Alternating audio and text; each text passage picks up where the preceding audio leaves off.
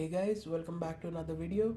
Today we'll be talking about why Wuthering Waves is better than Genshin Impact. And here we go. Now a disclaimer before we start. Both Wuthering Waves and Genshin Impact have their own unique strengths and appeal. So whether one is better than the other can be quite subjective and depend on what you're looking for in a game. Here are some reasons why I prefer Wuthering Waves over Genshin Impact. First is the narrative. Wuthering Waves offers a mature and compelling narrative and a unique atmosphere that resonates more with older players. Even though the story was very rough and sluggish for the first 3 acts of the story, it picks up from Act 4 leading to an epic showdown in Act 6. Jian's story quest, which can be considered the epilogue for the Jinzhou storyline, was heartfelt and provided an immensely satisfying conclusion. This continues in the 1.1 storyline with Jinqi's quest, which leads to the biggest lore drop in the game, which I really want to spoil, but I won't, because it's so good that I implore each and every one of you to experience yourselves. Changli's quest also helps you form a deep connection with the character. Also, on a side note, I think she is easily one of the most beautiful women in any gacha game ever made.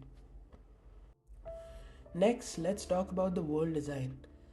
The world of Wuthering Waves is absolutely beautiful with a great balance of bright, vibrant areas and gloomy, dark areas, which is tied together with a beautiful, mellow, ambient soundtrack which makes the world feel different visually but still provides a cohesive experience.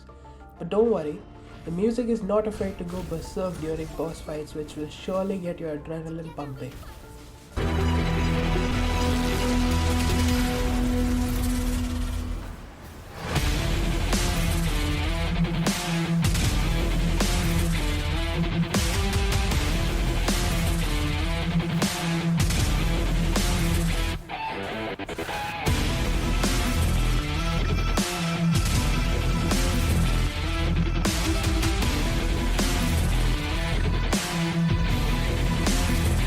All the exploration feels amazing as you defeat monsters and humans, solve puzzles that are engaging but not needlessly difficult, all the while running without losing stamina, running up walls, not encumbered by ledges, and using the grapple and other tech to reach new heights both literally and figuratively.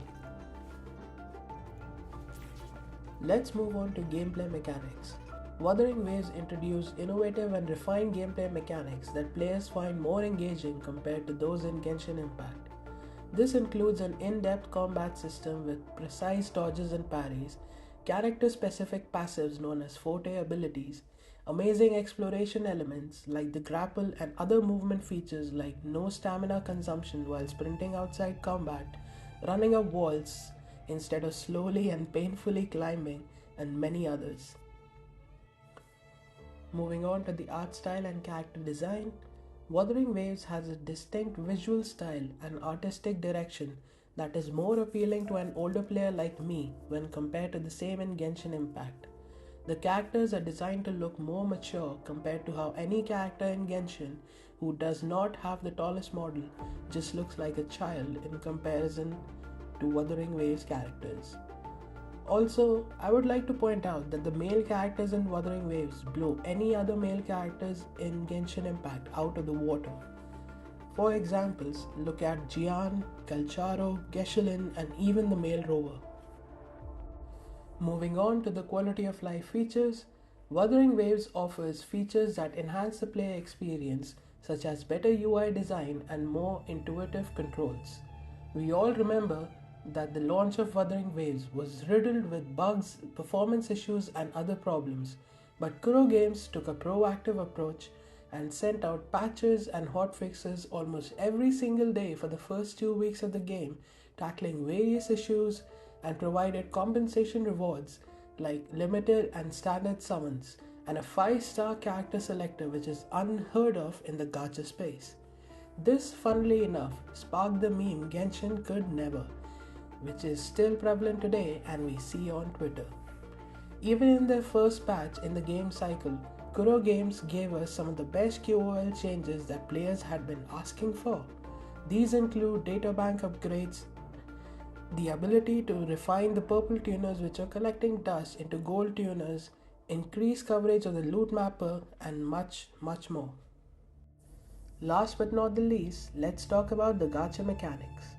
I prefer Wuthering Waves' much friendlier gacha system when compared to Genshin Impact. First of all, heart pity is set at 80 instead of 90, which although minimal, still makes a difference. Secondly, the weapon banner is not a scam for the first time in a gacha game, and the weapon on the banner is guaranteed in 80 summons.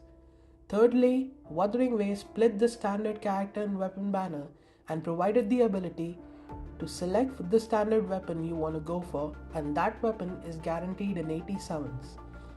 Finally, they gave us the ability to purchase two of the character's copies, be it a limited or standard character, for a certain amount of secondary currency commonly known as corals, which you receive from summoning for characters.